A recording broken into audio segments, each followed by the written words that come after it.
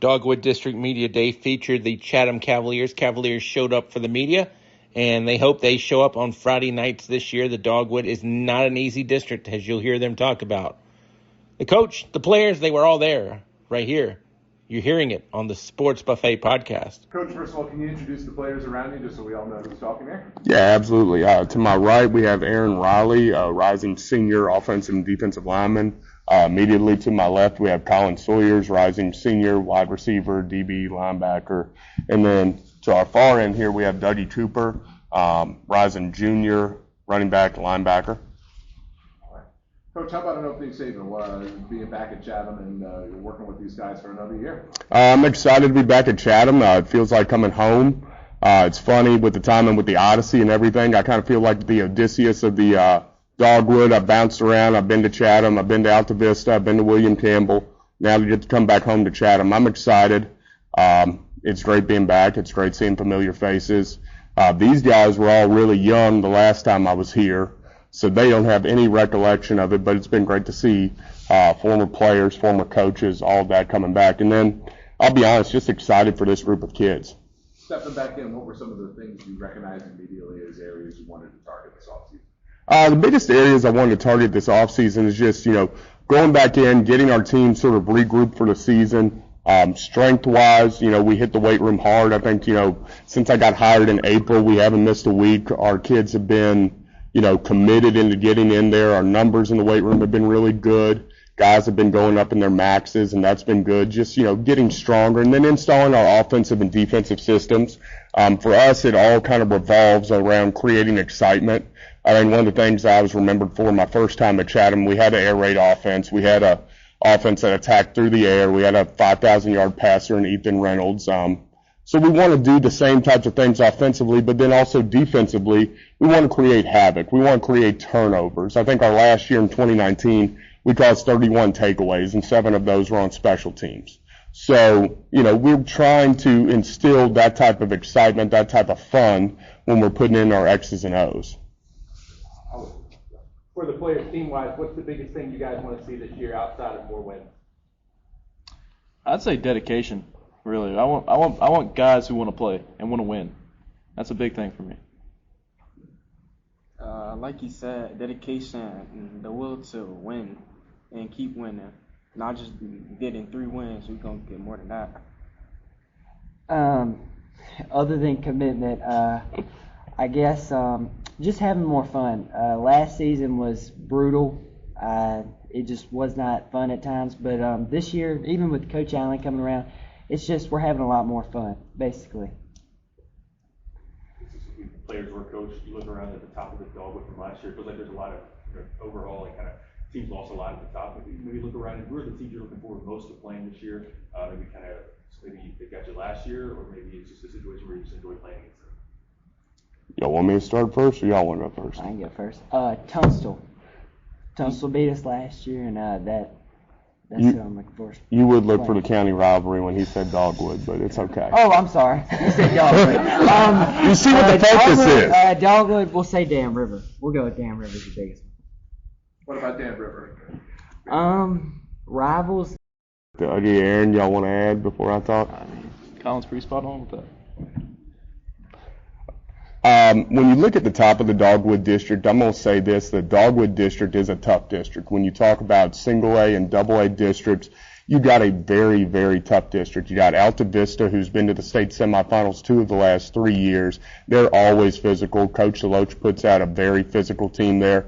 I think Appomattox at the top. Appomattox in that sort of grouping of 3 that tied for the district title last year. Appomattox brings a ton back. If you say Appomattox in Lynchburg area football, you got to recognize you got 5 state championships here in the last 10 years. Then you follow that up with Gretna. Sean Miller has the Hawks flying. They lose their quarterback. They lose their running back. Logan was a great quarterback at Gretna, high flying offense, but you can always count that when you go into Gretna, it's going to be a tough game. For us, when we look at the middle of the pack, those are the teams that, we look at, whether it's Nelson, who's constantly improving, whether it's, a young William Campbell squad, or we'll actually play Smith Mountain Lake Christian Academy this year before they join the Dogwood fully next year. The Dogwood's a place where, each week anybody can beat anybody. I think we saw that a couple years ago when Alta Vista, coming off a 1-9 season, finished second in the Dogwood.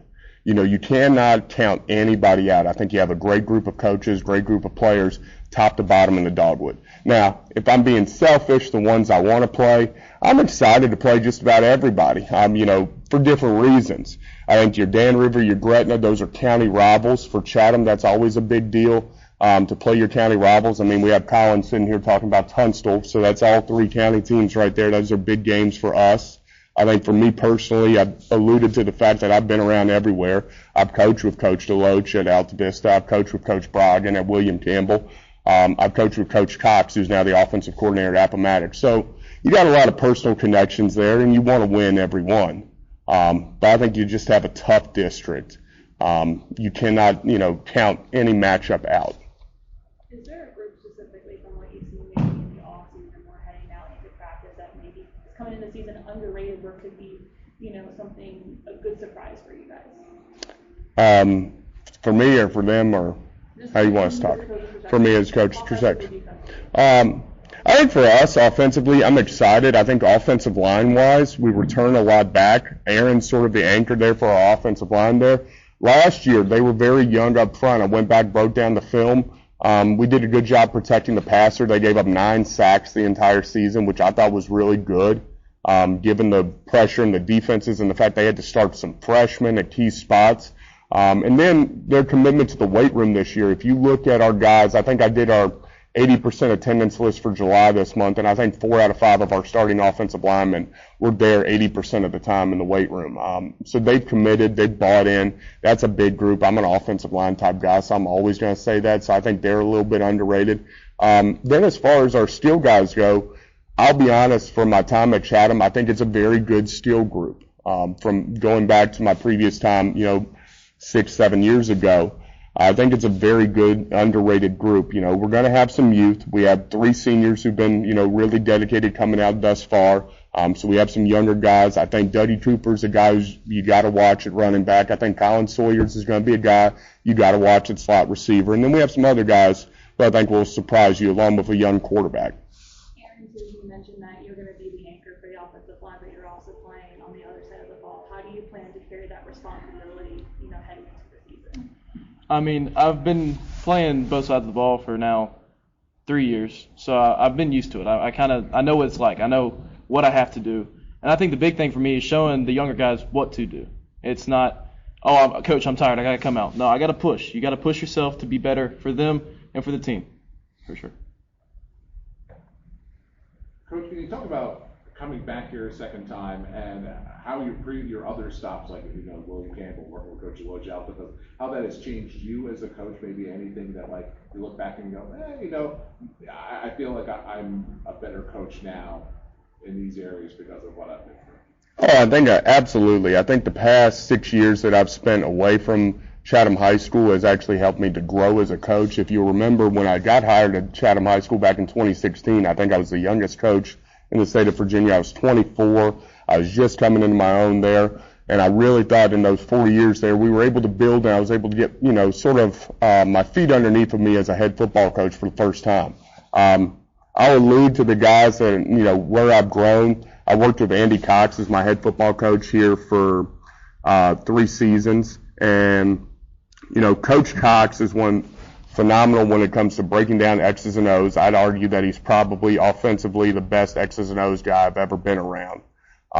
Organizational wise, just a great organizational person. A lot of the stuff that we've done to organize, go back in, fix our facility is stuff that he did. Stuff that he did organizationally when it comes to practice structure and all of that, I got from Andy Cox. So I'll give him the credit all the time on that. And, then just being, a good friend, a good person to your assistants, that type of thing. Andy Cox is a great friend to me, so I always give him the credit there. And then Coach Danny Brogdon, I've worked with Danny Brogdon for the last 3 years at William Campbell. I don't think you have anybody with more energy and enthusiasm in the Dogwood district, and I'll say that unequivocally. Danny Brogdon loves his kids at William Campbell. He's an alum there. I've seen how you can push kids. I've seen how he pushes kids, but I've also seen how he grows in relationships with kids.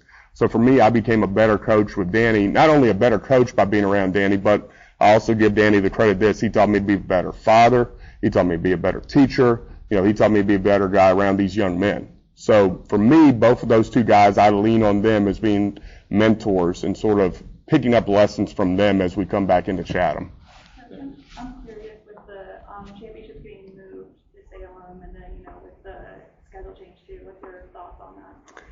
Well, I think Salem's a great environment. I've been in Lynchburg and I've been in Salem for the state championship. I think you can go back and forth either way as far as what people want to say about it. Number one, the Class 1 and Class 2 state championship games in Salem, I don't think you can get a better atmosphere.